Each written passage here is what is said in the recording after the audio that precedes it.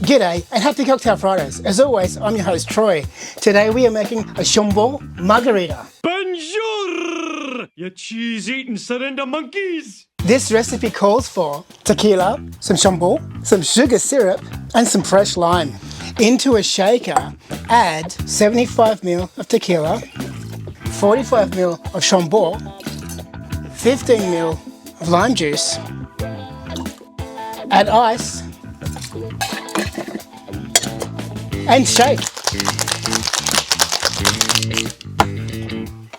Before we pour, get a combination of rock salt, sugar and lime zest onto a plate. Wet your rim with some lime juice. Add some ice, add a squirt of sugar syrup, then pour. Garnish with some citrus. And we're done. Tell us what you would do to improve this recipe. See you next time.